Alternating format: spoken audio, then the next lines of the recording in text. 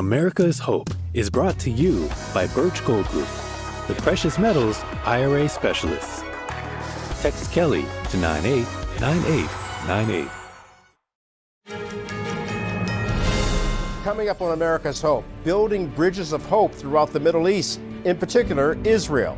We'll be talking to Jonathan Feldstein of Genesis 123 Foundation, as well as Lana Silk about Transform Iran. And we'll also speak with Luke Moon of the Philos Project. All that and more starting right now.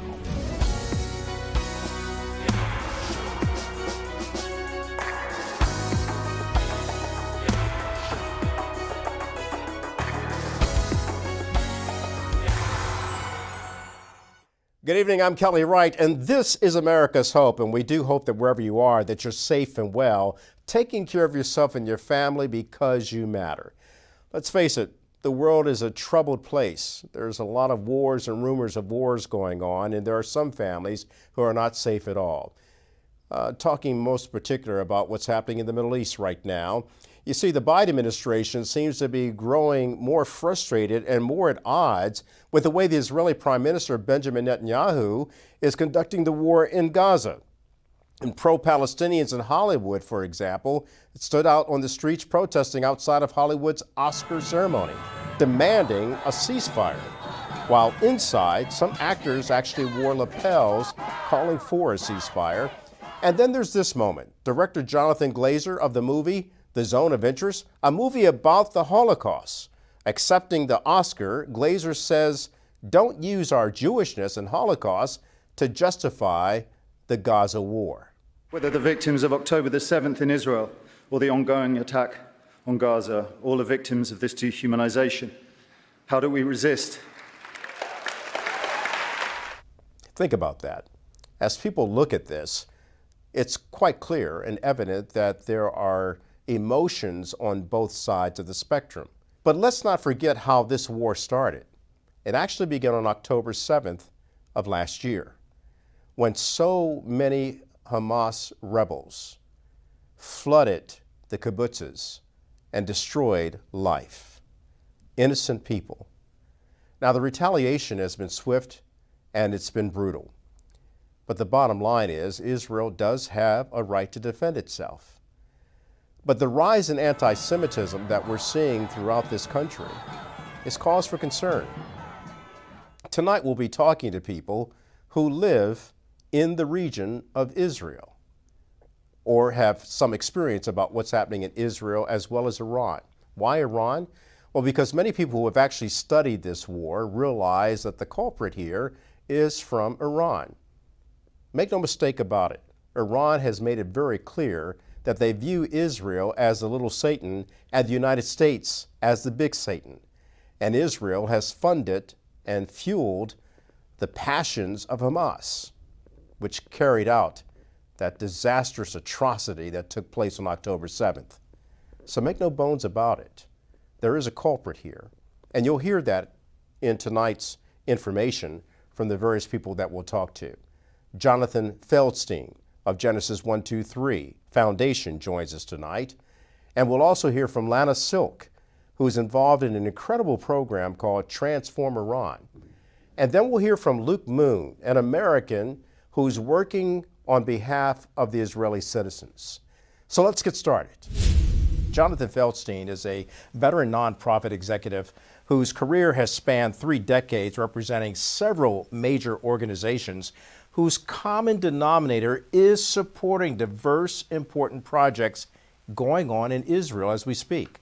Combining an entrepreneurial instinct and passion for marketing and fundraising, Jonathan has initiated and led many successful fundraising campaigns, raising tens of millions of dollars.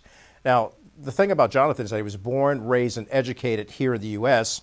Jonathan and his wife and 5 oldest children made Aliyah in 2004. And in 2005, they were blessed by the birth of their first native-born Israeli son. Congratulations, Jonathan. Good to have you. Look, when you celebrated Aliyah to go back to Israel, what was that experience like for you? Let's start right there. Oh, you want to make me cry right at the beginning of the conversation. It's a homecoming. First of all, my father was born here. So I was a dual citizen from day one. My father was born in what then they called Palestine, when they referred to is Jewish people as Palestinians in 1937. And so I'd wanted to live here since I was a child. I wanted to be one of the beneficiaries of this incredible gift that God gave to Abraham and his descendants through Isaac and Jacob, the land and the promises, and not to be a spectator on the sidelines, but really to be on the front line. And well, maybe that's an inappropriate analogy, although probably very appropriate considering that we're in the midst of a war. But I will tell you, even with the war, we're coming on 20 years this summer. There's no place I would rather live, raise a family, and now my next generation, 3 grandchildren and counting. What's it been like for you and the people of Israel as this war with Hamas rages on? And let me point out, it's happening because of what took place on October 7th of last year. Correct. Well, it's happened. The trigger was October 7th, but the ideology, the Islamic ideology that calls for the annihilation of Israel and the Jewish people has. Well, actually, this past week we just observed the anniversary of the Iranian Revolution from 45 years ago, and that's ultimately the source of all of this. Now, what we're dealing with, Hamas, Hezbollah, the Houthis, are all Iranian proxies. I will tell you that it's very stressful here. It was much more stressful when my son and my son-in-law were serving in Gaza. They were both called up on October 7th in reserves, and wow, that was scary. And I didn't sleep well for 4 months, especially the 2 months straight that they were in Gaza. And it's stressful. It's scary. There's a good bit of anger involved, and nevertheless, and this is a strange thing, people who this is my first major experience with being in a war and that close to me. The amount of unity, the amount of solidarity, not just here domestically, but because I have the privilege of working with Christians all over the world, I'm so strengthened by the love, the encouragement, the support, the prayers that we're getting from all over the world. And that's uplifting, and it allows me to see some of the goodness even in these very dark times. The light in the darkness is what you're talking about, my friend. And Jonathan, I should also point out here that you now serve as president and CEO of the Genesis 123 Foundation, whose mission is to build bridges between Jews and Christians with Israel in ways that are new, unique, and meaningful. With the Christian Arabs, what are you hearing from them in terms of what's happening with this? Right. So it's a very good question, Kelly. I've got very close friends. I mean, really like family, who are Christian Israeli Arabs, and I've made more friends over the years, and that's super important. And one of the challenges, which bothers me tremendously as an Israeli Jew, that Christian Arabs are persecuted in Israel by Muslim Arabs who are Israeli citizens. I was just having the conversation today, actually on the way to the president's residence, presenting my book to him, and we were talking about the lawlessness that exists in much of the Arab society, and unfortunately, Christians represent a minority here and are persecuted as a result. And one of the things that's so important that what we do with the Genesis 123 Foundation is to stand in solidarity with Christians throughout the Middle East, because it's not easy being a Jew in the Middle East, and it's not easy being a Christian in the Middle East. And this war and the hate that comes from this radical Islam necessarily and should push us together as closer brothers and allies. You know, in turmoil and in struggle, we often find ourselves coming to a point, as you've just alluded to, becoming more united rather than divided. Here in America, as you know, there have been protests that have been against Israel. Just the other night, I was walking by a major news organization and saw many people in the cover of darkness protesting against Israel and protesting against this network for its reporting that they would arguably say is pro-Israel, whereas they were probably reporting the truth more than anything else. Does it concern you when you see the rise in anti-Semitic behavior in the United States and in other countries? It's very concerning because it's the one hate that's sort of allowed to stand. It's the oldest hate, and I'm not sure that it will ever be defeated. But my goodness, the amount of anti-Semitic hatred. When you said they were anti-Israel, I actually refer to people like that as pro-Hamas, because they don't even know, they instinctively have no problem being against Israel and Jews, and the two are very, very closely tied with threats for annihilation of the Jewish people. But there's not a tremendous distinction as far as the politics.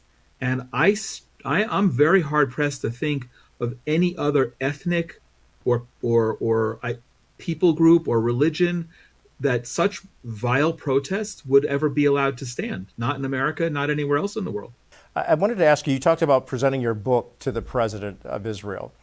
Talk to me about your book and what you're writing about and what your message is to the world. Right. So thank you for asking. The book is called Israel the Miracle. People can check it out at israelthemiracle.com. It is a compilation of 75 essays by Christian leaders literally all over the world, except for Antarctica. We've got every continent covered, and we have there are too many Christian denominations for me to be able to say we have them all, but we have a lot of denominations. We have multiple ethnicities, people who did not write in English as their native language. And I charged them with writing an essay in celebration of Israel's 75th year, which we were just getting off the ground a year ago now, about why Israel is significant to them and why it should be significant to all Christians in the world. And I have to say it, not in an immodest way, the book is stunning. It's not just a book of essays, it's a coffee table book. So you've got essays complemented with stunning photos and paintings, and all of the photographers and all of the artists donated their work so they could be included in this. It is historic. There has never been a compilation like this. We start off out of alphabetical order with Pat Robertson, who died in the midst of the publication just before we went to press, because we moved his essay to the front, superseding the A's. And I want to tell you, people are referring it to as Pat Robertson's last testament on Israel. His alone is stunning. And we have essays from 10% are from Africa and from Asia and Europe and across the Americas. This week I wrote an article referencing the president of Argentina who was just here in Israel, and excerpting the text from the essay of one of our friends and authors from Argentina. And the book, we're about to go into our second printing, which is amazing considering the book only came out in September, and that was before the war. We haven't really had a chance to promote it. And the next printing, you'll appreciate this, Kelly, is being done in conjunction with Kibbutz Be'eri, which is one of the communities that was overrun and devastated by the terrorists on October 7th. So we're not just investing in Israel, but investing specifically in that community. I think that's so important and instructive, and at the same time, when we need it most, inspirational. I'm talking to Jonathan Feldstein. We'll take a break and we'll come back with more in just a moment.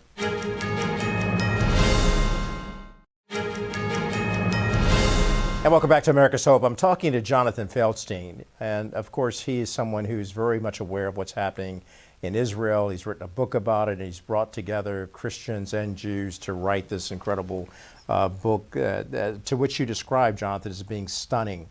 And you talked about Pat Robertson being included in the book, and it was one of his last writings before he left this earth. I should say, in full disclosure, I had the pleasure of working with Pat Robertson many years ago as a young reporter for the 700 Club. So I'm very familiar with his love for Israel and his love for all people. He kept trying over the course of his career to bring everybody together in that region, Christians, Jews, and Muslims, trying to break bread. But it was always a difficult task to get everybody to have a seat at the table. Why do you think we still have this deep-seated divide between Christians, Jews, and Muslims?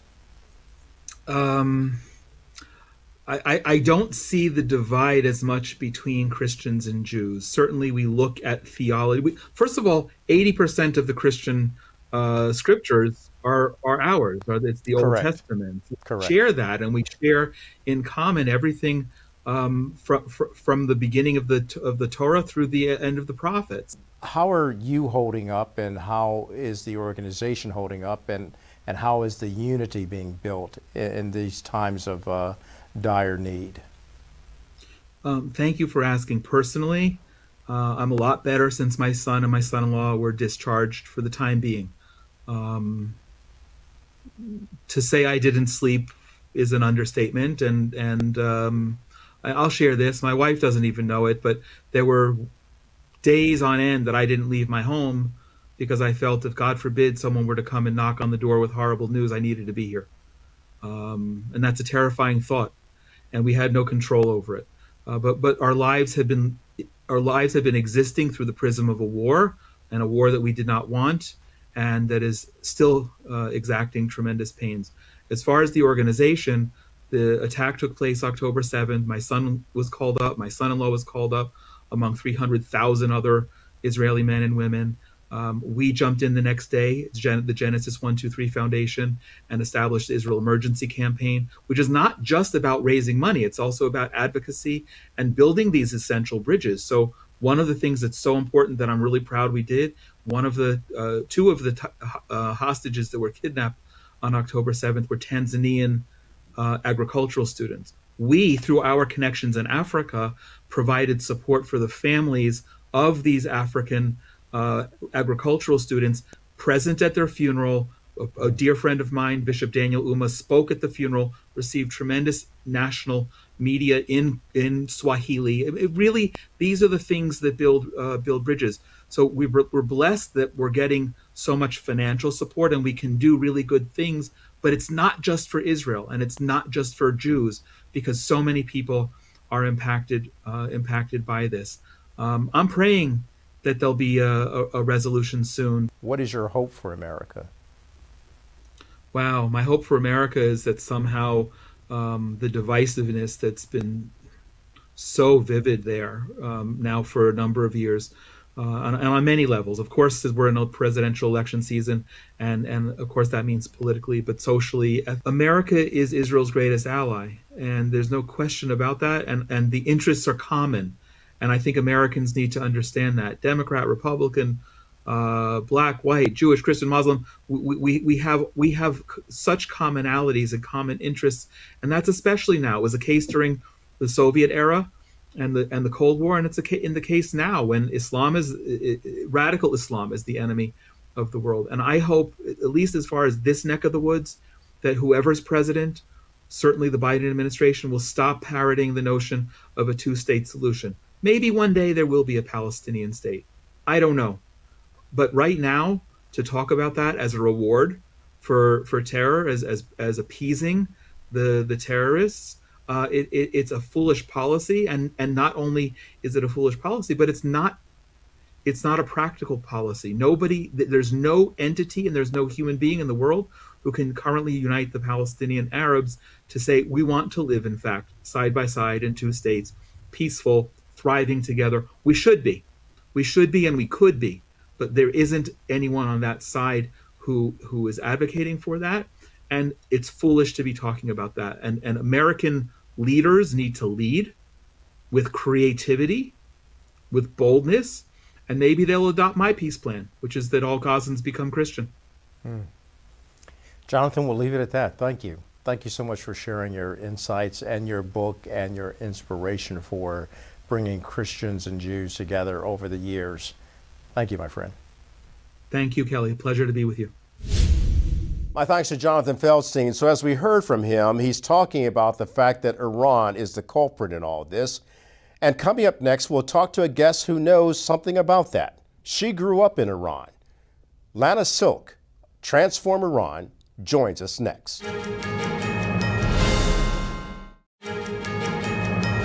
You know, we talk a lot about what's going on with regard to the war between Israel and Hamas and how it's impacting the Middle East. We have also reported on this show and throughout this network that some of the people behind the initial attack, well, they've been actually funded by the country of Iran. So what does that mean about Iran's influence throughout the Middle East and its impact on the rest of the world? Here talking to me, not just about that, but transforming Iran, is Lana Silk. Lana, thank you for joining us. Thank you for having me, Kelly. America's I look Hope. forward to discussing this with you. Well, it's a difficult discussion because a lot of Americans do not understand how Iran has sponsored so much turmoil Yes. throughout the Middle East, all because it hates Israel, has defined Israel as being the little Satan, and the United States as being the great Satan. So let's start there. What is Iran's intent, as you know it, someone who understands Iranian culture? Iran's intent is the end of Israel, complete obliteration of Israel, and they've made no secret of it. I grew up, I was a schoolgirl in Iran, and our morning chants every day at school were death to Israel, death to America. That's how they start their school days in Iran. Right from the beginning, they're educating their children, and through all the propaganda, all the murals on the walls, that Israel and America must die. Now, when did you grow up in Iran? Yesterday? You're very kind. We're talking 45 years ago now. Oh my goodness. Yes. Yeah, so that was a very tumultuous time for Yes. Iran, because there was a culture change, a sea change. Exactly. Talk to me about that, please. Yes, so I was born right at the peak of the change. In fact, the day that I was born is known as Black Friday in Iranian history, because so many Iranians lost their lives as they fought to bring in the Islamic regime. How little they knew and how much they regretted that very soon after. So I've only ever known the Islamic regime, and in fact, very soon after that, we went into a 10-year war with Iraq.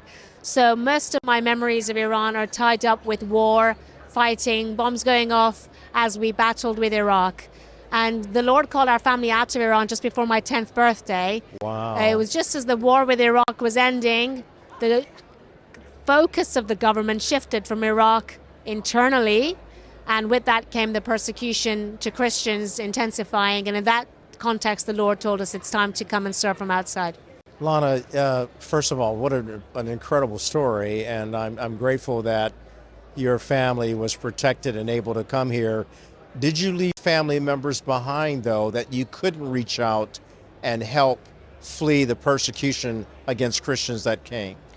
We did leave family members behind. It wasn't, it's not always easy to physically get people out.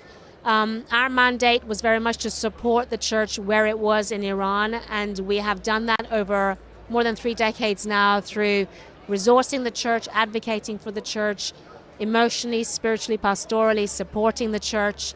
And that's the call of God on our lives right now. And the church, most Christian Iranians don't want to leave. We didn't want to leave. Our call is Iran. God had to speak through a friend's dream to tell us that we had to leave the country. My parents were very resistant because they knew their call was Iran, and yet the Lord was speaking very clearly to each of them. They went for a month, they prayed and fasted just to make sure that they'd heard right, and came back and saw that they had heard right. And when they shared it with the overseeing pastor, he said, "You've heard wrong. We need you right here in the country." And they were so delighted to hear that. And then the Lord spoke to him in a dream and said, "No, you need to send them out because I have work for them to do." So most Iranian Christians will tell the same story. They've had to leave either because they were about to face death or God had very clearly called them out, but their hearts are still back in Iran and they want to be serving their country. Are there Iranian Christians who still live there? Many Iranian Christians. In fact, before the Islamic Revolution, you could probably count 300, 400, 500 Iranians of a Muslim background that were Christian. And now, in the last 45 years, more than 1 million Iranian Muslims have given their lives to the Lord. The church is rapidly growing and multiplying. And my understanding is that some of that is taking place because of people who are sharing the gospel with Iranian Muslims on the border right there in Turkey. How problematic is that, one, because you're doing it in Turkey, and then you have the Iranian people coming to know Jesus and taking that back to their homeland where they face total expulsion from their family? Yes, you are very well informed. That's a big part of it. Turkey is a great mission field because it's one of the few countries that Iranians can go to without a visa. They have relative freedom in Turkey. I've been to Turkey for Christian gatherings where In the hall next door, there was an Iranian Muslim wedding because they didn't want to get married in Iran because they can't drink, they can't party in Iran. They come to Turkey to have that experience. And so we send mission teams on the streets in Turkey to be listening for our languages, and then we'll go approach people. Are you Iranians? Are you here on vacation? Can I share the gospel? Iranians are so open to the gospel, and we have countless stories of Iranians giving their lives to the Lord right there on the streets in Turkey. And then we have creative ways that we change every time that they can digitally and in a smuggled way take materials back to Iran with them. They evangelize their family, their neighbors, churches are born, and it just goes from there. But it's not just in Turkey. Right there in Iran, Iranians are finding the Lord, either because of digital media, where they've heard the gospel through a TV program we may have produced, or radio or social media, or because the Lord speaks to them directly. And we have heard so many Iranians get hold of us and say, Jesus appeared to me in my dream. He healed me of my cancer. He cured my disease. He freed me from addiction, from depression. Now what do I do? I've heard that so many times Yeah. about some of those dramatic moments of divine intervention where people have actually said, I literally saw Jesus Yes. heal my body or do something. Now, Americans, they don't understand that. No. A lot of people in the Western world don't understand that. A lot of people in the Far East don't understand that. But the Iranian people who are experiencing that, and other Muslims in other countries are experiencing that, tell me why that is happening, please. You know, that's one of the most frequent questions I get asked. And I think it's because in our hearts we want that. Why don't I experience that? Why don't I see that kind of thing happening in my life? I would say the Lord moves where he needs to. If we are in a position where the humans are trying to silence him, he will find a way to get through. In Iran, it's illegal for people to access Western media. It's illegal for them to have Bibles. The government has said you are not allowed to hear anything about Jesus. And Jesus said, oh, really? You know what? I think I have other media I can use. Like direct contact. Like direct contact. So there's a lot of that. You know, I find it fascinating that that actually takes place. Yes. And the other aspect, of course, is this threat that looms large from Iran, sponsoring terrorist organizations and actually, as you said, raising children to say we're going to hate Jews, we're going to hate Christians. We call them the great Satan in America and the little Satan in Israel, and then building up this nuclear weaponry that unfortunately our country has not really kept its focus on. Geopolitically, there's a lot of danger out there. There is. Iran is a very powerful country, and it has great influence right across the Middle East and really throughout the world in many ways. I was sharing with a friend earlier about the implications of what the Houthi are now doing in attacking all these ships who have cargo that they're bringing to the West. They're telling us they're having to reroute these ships at a cost of $1 million a ship. Well, who's going to end up paying for that? Our price of bread is going to rise, you know? So these things, they have a domino effect right down to our day-to-day living. Iran has great power and influence, and right now that power and influence isn't for good.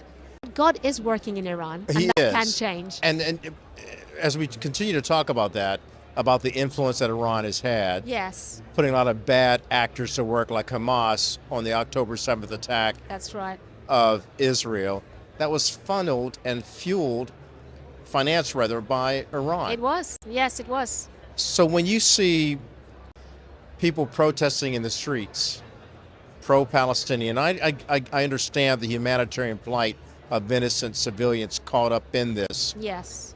but realizing that this was implemented by Iran through Hamas, and that Iran also supports Hezbollah, the Houthi rebels, and then so many other things, and working with China, the Communist Party, and Russia, and the axis of evil that exists there. What do you think is going on as an Iranian, someone who understands your country, your native land? Well, the government is using any and every means possible to achieve its agenda of wiping out Israel. That is Iran's agenda. They will not stop until they get there. So none of that is a surprise to me. They have their fingers in so many pies, and they are reaching across to achieve their objective. But they don't represent the people of Iran. I met with some Israelis last week, and it broke my heart there.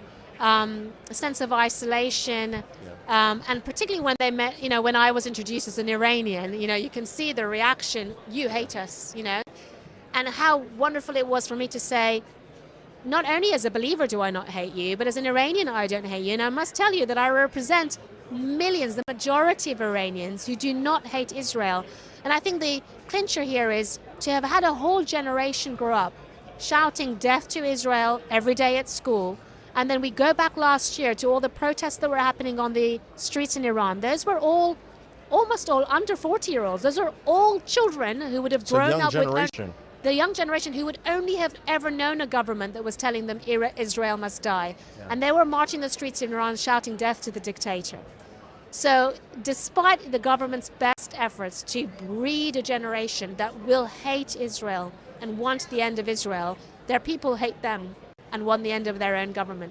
Lana, there's a lot of heartbreak in Iran because we've seen people try to stand up against the government only to be arrested and their freedom taken away, what little bit of freedom they do have. Yeah. So again, when you see Americans protesting in favor of Hamas and the whole movement that's going on, what's your message to America? Well, there's a difference between Hamas and Palestinians. Absolutely. And Let's I think make we that need abundantly to clear. Yes. So I think when Americans march in favor of Hamas, then I would say, well, in my head, their agenda is the same. So they are flying that same flag, and I mean, what can we say? There is a bend to evil there. There's a desire for death, for destruction. I sympathize with those that march for Palestinians. Yeah. The Word of God even tells us to love our enemies and pray for those who persecute us. So by that token, even Hamas should be receiving our prayer. My heart is mixed with all these emotions when I see this protest. I feel sad for the ignorant, for the naive protest. They think they're on some kind of cause, but really there's only death and destruction on the end of it. I sympathize with those who understand the civilians who are paying the price of their leaders, who are using them as human shields. Yeah. And as a way to get their evil agenda come through. And I sympathize with Israel, and what else are they to do? They can't just sit back and be attacked. They've got to do something about it. It's an impossible situation, but God. But God, indeed. You are committed to transforming Iran. We are, yes. How is that possible? Only by God's grace and with His power. But, God is doing something. So we want to see the whole journey. We want to see people who are fed up of Islam, looking for something different, find Jesus, and we see them doing that. So we want to make sure that, according to the scripture, how can they believe if they have not heard? So we want to make sure they hear the gospel. We use digital media, satellite TV, radio, social media. We preach the gospel. But our mission is not converts, our mission is disciples. They're mentored, they're resourced, they're nourished. We bring them out of the country for in-person training, refreshing. We send them back with materials. We baptize them. They can't get baptized in Iran. So we strengthen the church this way because this church that is vibrant and strong, healthy, fruitful is a church that will transform communities and through that nations. Wow. And as you look at America and you see what we're going through in our own country, what's your hope for this country? So many things I could say to that, Kelly. I hope that the church stands up for what is right. I hope the church finds itself again. I feel like there's a lot of dilution across the board in a bid for survival, perhaps, in a bid to be seen to be tolerant and accepting and loving. But I think we've lost our way a little bit. In what way? Jesus was offensive. Jesus rubbed the crowd up the really? wrong way. It really was. And we don't want to be offensive. As humans and as Westerners, we want to please people, and we see that as kindness. But Jesus' kindness had a hard edge. He called out sin. He stood up for what was right. And coming from a persecuted church background, I see what it costs us to be believers, what it costs us to stand up for Jesus, and what it's worth. Wow. And I think as a Western church, we have to get back to that. The Christian gospel is costly. Jesus has told us to pick up our cross and follow him, and it will cost us relationships. It will cost us our reputation. Yeah. And until we get back to that again, then we're lost. And in paying that price, what's the fruit of that? Well, the fruit of that is a living, active, supernatural relationship with Jesus. That is something we're completely dependent on, can't survive without. And when we're there, then the miracles follow, the dreams, the visions, they follow, because we're in a place where we cannot do it without him. I often pray for myself. I think, well, I live in the States now. It's comfortable. I can pick up my Bible and put it down at will. I can pick up a different translation. I can use a different discipleship app if I like. I have access to everything. If I'm not careful, it all becomes cheap to me because it doesn't cost me anything. So I have to constantly challenge myself. What is the gospel going to cost me today? What's it going to cost my reputation? What's it going to cost my comfort levels? What risk am I prepared to take for the Lord? And I have to actively put myself in those positions, even if it just means sharing the gospel with the checkout lady in Walmart. But those things we shy away from because what will she think? Well, is it appropriate? Will it be offensive?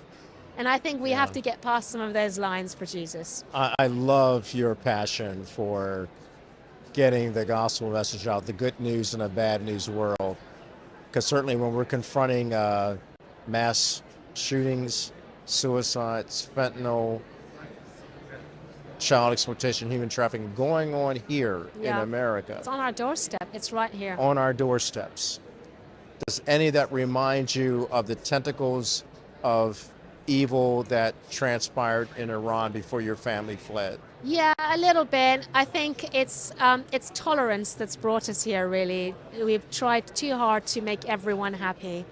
And I think our model is Jesus. And he didn't try to make everyone happy. So that's our challenge. Lana, I thank you so much. Thank you for your time. Lana Silk with a very smooth message. But probably a little bit offensive. Like a hammer. Like my savior, I try. I love it. Love you. Thank you for being on America's Hope. Thank you for your time. I appreciate you so much. Thank you. Thank you. Coming up, there's still more on America's Hope as we'll talk to Luke Moon, founder of the Philos Project. That's next.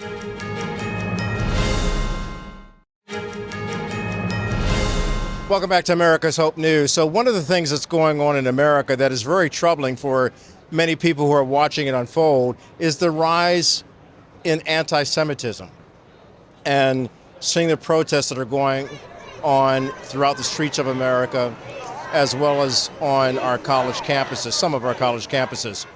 And as they continue to protest against Israel and pro-Palestinian, lost in the argument is what is really beneath the surface, and that is the war between Israel and Hamas. Joining me now is Luke Moon. He's someone who's out there protesting from a different perspective. Yeah. Luke, thank you for being on America's Hope. It's my pleasure. I appreciate the opportunity. It's a pleasure to have you on. Look, you've gone before the UN and stood out in front of the UN to demonstrate against what? I would say demonstrate for Israel, demonstrate against those who seek her destruction. I mean, I'm a Christian, I'm not Jewish, but we, right after October 7th, the next day, October 8th, we, as Christians, helped organize the first rally in support of Israel, not only in New York, but also in Washington, D.C. Now, there's lots more Jews, so that lots more Jews showed up. But we thought it was so important for Christians to show that the Jews are not alone, because that same day was a big Hamas rally in Times Square, and that, I think, shocked so many people, right? Because I don't think anybody how'd they get organized so fast? I mean, it's pretty insane. Yeah, and not only there, it also happened at Harvard, yes, Columbia, yes, and like you said, the organization of that, which was swift, made a lot of people feel that someone else was orchestrating that.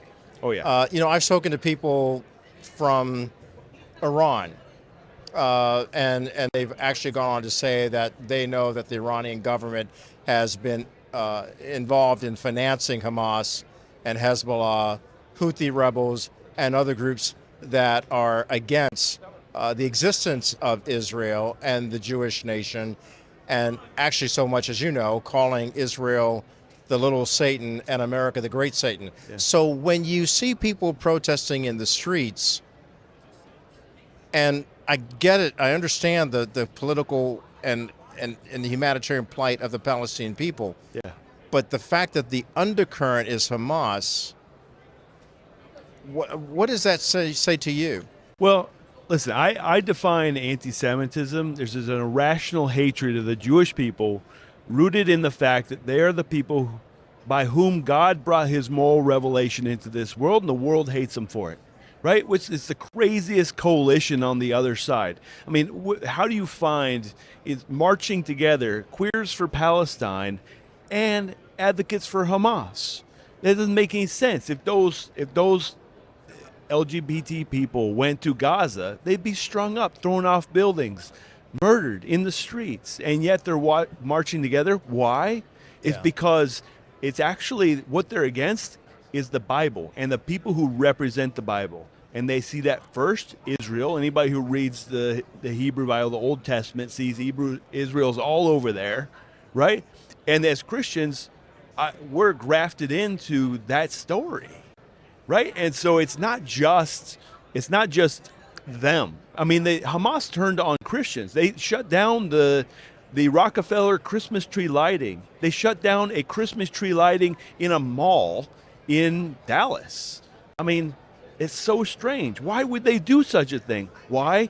Because it's not just political; it's spiritual too. And I think anybody who has eyes to see can see that very fact right there. And you know what you're talking about, that's only a tip of the iceberg, because there's protests, not protests, but persecution of Christians in places like Nigeria. Oh yeah, huge. Where it's Islamic-led. Yes. The establishing of a caliphate is what they're seeking to do in Nigeria. Then there's other places, and of course, we know that in communist China, Christians, Falun Dafa, even Muslims are persecuted. Under the boot. So in your statement to the world through your protests against the UN and other practices that come against Israel, what are you trying to let the world know? Well, I want to let the world know that Christians and Jews are united, okay? That we actually have the ingredients for human flourishing. Those ingredients, I believe, are found in the Bible. And if the Bible, if the people of the world want to flourish, we follow that book. That's what I want people to see. My final question for you, though, is what's your hope for America? Well, my hope for America is revival. My hope for America but it's revival actually in what I was saying, that it's men stepping up and leading this nation, leading their homes, leading their families, leading in righteousness, leading in truth, and just choosing to stick it out, because that's how you thrive. That's how America thrives. That's how everyone thrives.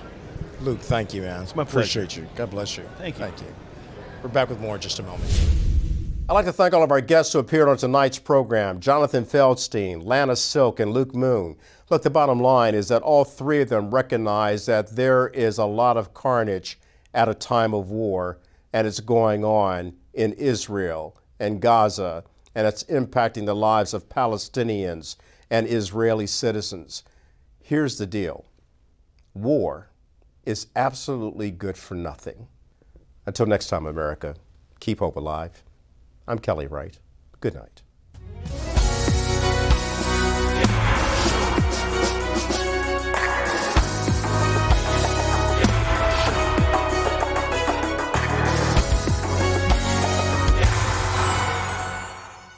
America's Hope is brought to you by Birch Gold Group, the precious metals IRA specialists. Text Kelly to 989898.